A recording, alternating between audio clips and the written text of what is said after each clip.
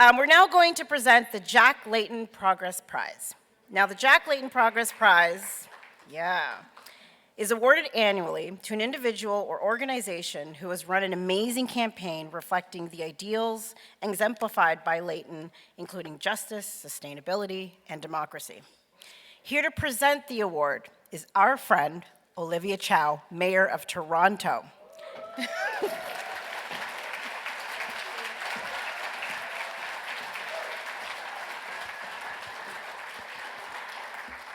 Good morning, everyone. Oh, let's do this again. Good morning, everyone. Good morning. That's better. Thank you for being here this morning, day 2 of the Progress Summit. I want to talk a little bit about not Jack Layton, but my mother who lives with Jack Layton, Ho-Si Chow. She was a force of nature. If any of you that have come anywhere near the house to pick up a canvas sheet or make some fundraising call, would have met her.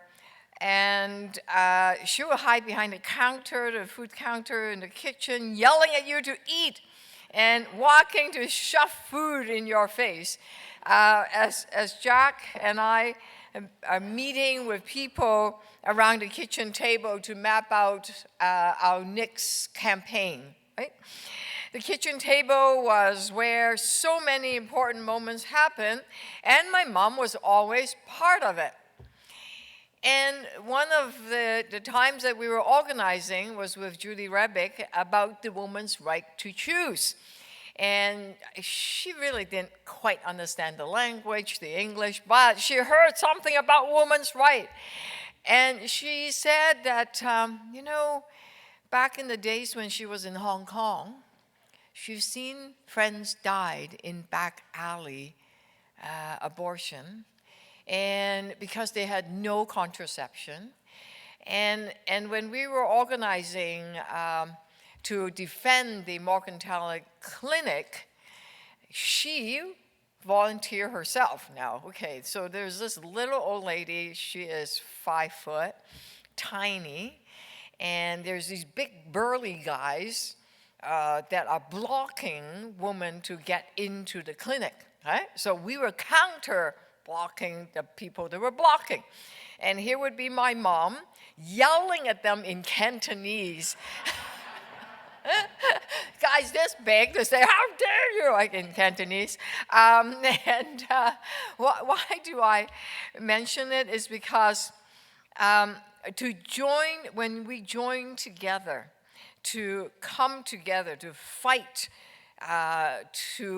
for justice, to stand up for what is right, finding the power in the community. That's what it's all about. And this is a part of what this award is about.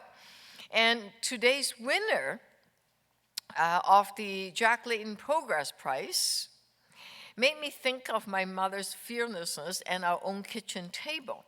Because like so many powerful movements before, movement that we've been involved in for many years, this movement started at a kitchen table just 7 years ago.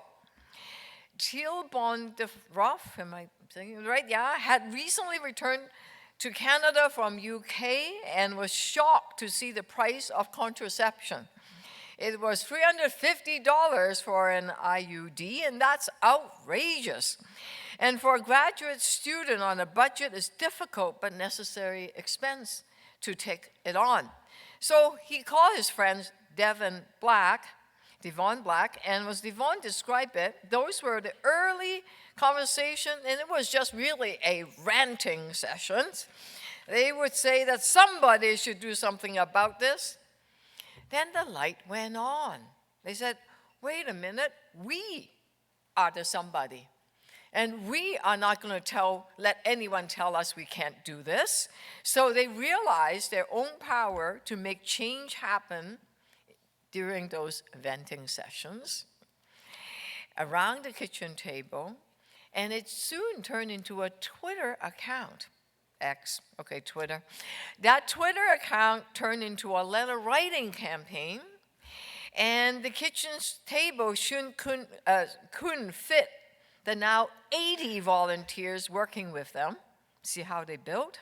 People like Sophia, a 16-year-old high school student who designed the billboards. Billboards, can you imagine? Billboards. Lawyers, doctors, retired health practitioners, and teachers joined Sophie and made calls, knocked on doors, met with members of the local and provincial government across BC.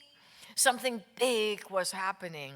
And the community, the power that was built across BC turned into endorsement from 36 BC municipalities signing on. It all started from that kitchen table. And then it happened. Having a good government makes a difference. But hey, the venting, the hard work, yes.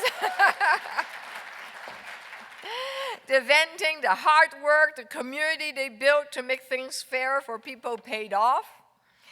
Effective last year, April 1st, 2023, each and every person in BC now has access to free contraception. Wow!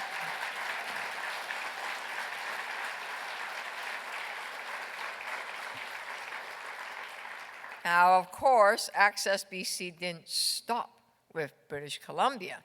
No, my friends, they have built a national movement in Saskatchewan, Manitoba, New Brunswick, Nova Scotia, yes, in my hometown, Ontario. Thanks to their efforts and working alongside advocates and movement across this country, and of course, partnering with the federal NDP, the new National Farmer Care Program that was introduced by the Liberal government will now give 9 million Canadians better access to contraception. Isn't that phenomenal accomplishment?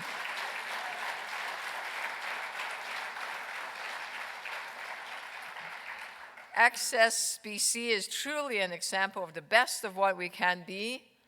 They are the Layton legacy, the legacy of how a community can come together, how we can organize to support each other, how we can lift up new leaders, and how they can guide all of us working together to fight for a better Canada for everyone. How we can move forward, how we can build power. And that was Jack's call to action and our share project to build together. So congratulations to Access BC. Join me in giving them a big round of applause. Thank you so much. Congratulations. Okay, come on.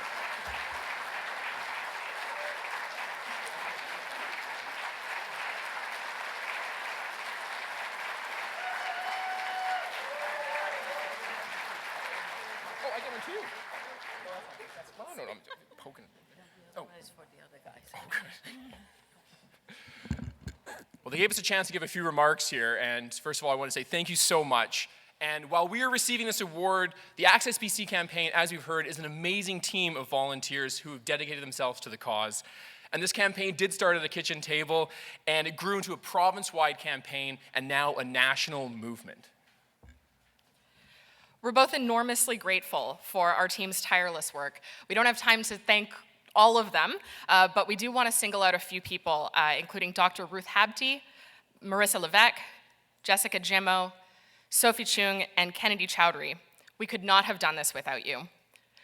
We personally also want to thank our amazing partners. My brilliant fiance Morgan couldn't be here, and she's probably still asleep in Victoria, quite sensibly, but it's thanks to her constant support and inspiration that I am here today. And to my amazing partner, Stephanie, who has inspired me to throw myself into the fight for reproductive justice and who's incredibly patient, whether I am smashing the patriarchy in British Columbia or sailing around the world to save marine wildlife. Thank you for always being there.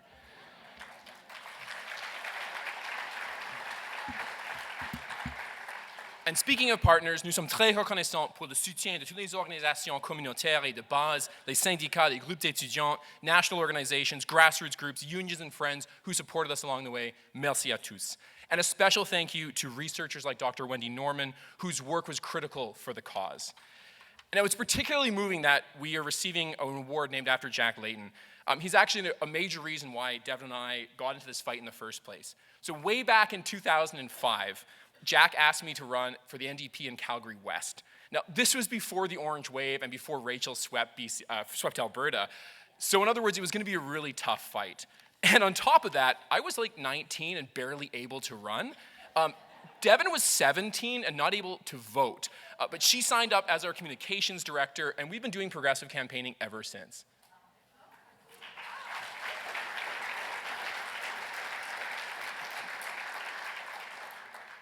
At its core, the contraception coverage that we fought for with Access BC is about ensuring that we all have the right to reproductive autonomy, to freely make the most basic decisions about our bodies and our health. A maxim that I come back to again and again is that there is no right without a remedy. Il n'y a pas de droit sans recours. Si le coût pour accéder aux soins de santé fondamentaux est trop cher, cet accès n'est pas un droit. C'est un privilège pour ceux qui peuvent payer. If too many of us can't afford the cost of reproductive choice, of basic health care, then that's not a right, that's a privilege that's reserved for those who can pay for it. If we want to make that right a reality, we need systems, we need resources, and we need infrastructure. Concrete tools to fight back against the reactionaries that want to undermine sexual and reproductive health, gender-affirming care, and the basic integrity of our publicly funded healthcare system. We're honored to receive this award, and on behalf of Access BC, we want to thank you for recognizing the hard work of our volunteers and our supporters to make contraception accessible for all of us. Thank you so much.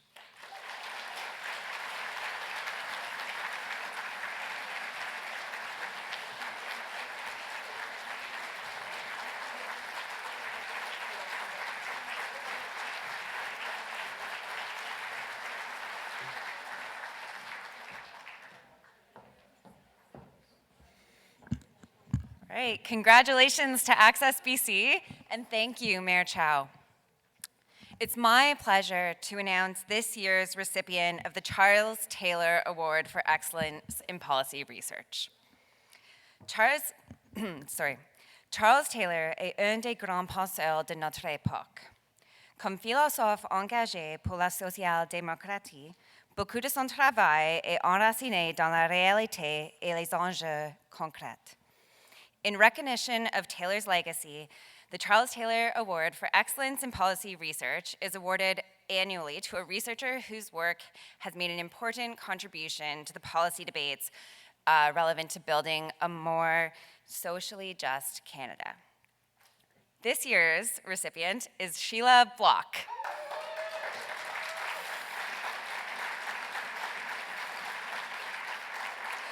Sheila, as many of you know, is a longtime economist at the Canadian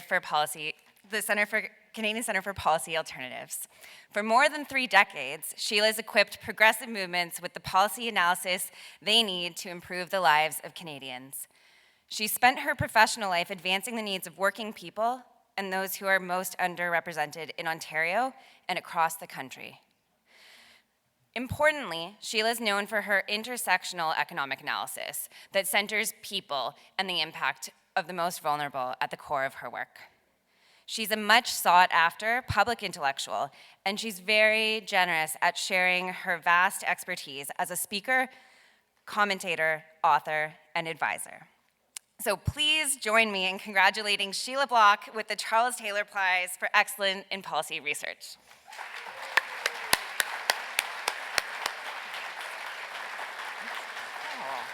Oh my goodness. Oh, okay.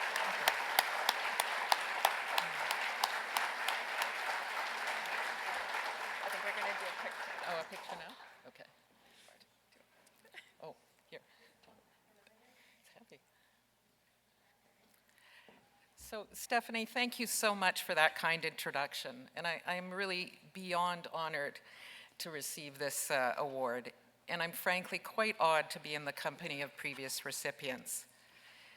Being nominated for this award has caused me to reflect on what matters most in progressive research, what makes it work. And I landed on this. Because public policy research is about the collective, effective public policy research needs to be done collaboratively and collectively. And that collaboration should not be shallow or transactional, and it can come from really unexpected places. Much of my work, as Stephanie mentioned, has been focused on an intersectional analysis of the impact of gender and race on economic inequality. What started me down that path was working with racialized colleagues on a small feminist literary journal in the 1980s and grappling with what an anti-racist approach would mean for our choices in what we were about to publish. And that collaboration really informed my work for the next 30 years. In my work, a policy issue that fully used that intersectional analysis and that most exemplified the importance of collaboration was the successful campaign for a historic increase in Ontario's minimum wage under the previous government. And those collaborations need to be long-term. We worked with the labor movement and workers' rights organizations for a number of years on these issues, and we had built up trust through earlier research and advocacy. These collaborations need to be iterative and interactive. Our research-informed advocacy groups' demands and the lived experience of low-wage workers informed our research. Collaborative work with other researchers is also really important. During the most intense period of backlash, we were confronted with nearly weekly corporate-funded research using different methodologies that predicted the catastrophic impacts that would result from the minimum wage. And we had a team of researchers with different areas of expertise working to respond to them. We literally called one of the blog posts whack-a-mole. And then finally, it doesn't matter how sophisticated or insightful your work is, if nobody can understand what you're saying, it won't have an impact. And so you cannot target just one audience. It has to be media, policymakers, politicians, and the general public.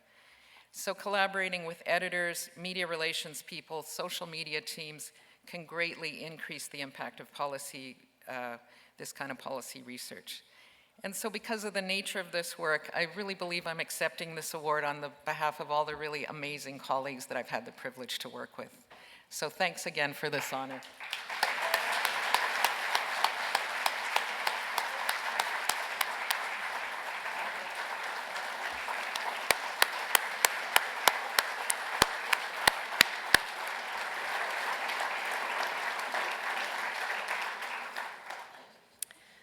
Okay, and now to join us for a special announcement of the Ellen Meiksins Wood Prize and Lecture, I'd like to bring back to the stage the Executive Director of the Broadbent Institute, Jen Hassum. Good morning. So Friday's a good day. It's the day I wear my Birkenstocks. I hope everyone else is letting their hair down a little bit. I am so pleased to be announcing the Ellen Meiksins Wood Prize and Lecture. As the late partner of Ed Broadbent before she passed away in 2016, the Ellen Meiksins Wood Prize and Lecture was established to recognize Professor Wood's distinguished and global legacy on historical scholarship and political thought. Awardees are chosen for their work that is emblematic of Wood's twofold belief that democracy is always fought for and secured from below, and that the egalitarian values of democracy are in ongoing and continual conflict with capitalism. The winner receives a $10,000 prize and delivers the Ellen Meiksins Wood Lecture in the spring. And so we'll be doing that in Toronto. And it's my very great pleasure to announce that this year's Ellen Meiksins Wood Prize is presented to Professor Isabella Weber.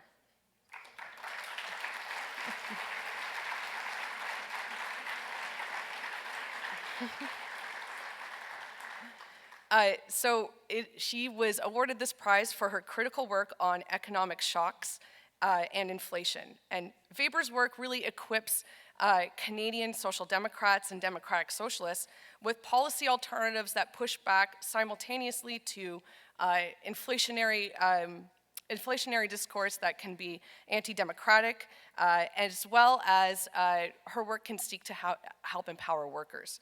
As a professor of economics, Isabella Weber has become a very global leading voice on policy responses to inflation and has advised policymakers in the United States as well as in Germany on questions of price stabilization. Weber's work has been instrumental, for example, in our most recent grocery report that we published. So details of the event will be up soon. We will be emailing everybody. You'll see it on social media when we secure the date, time, and location. But please join us this spring for this very special event and a topic that was very near to Ellen and Ed's heart for what will be, no doubt, a really awesome lecture featuring a really interesting and controversial economist. Thank you so much.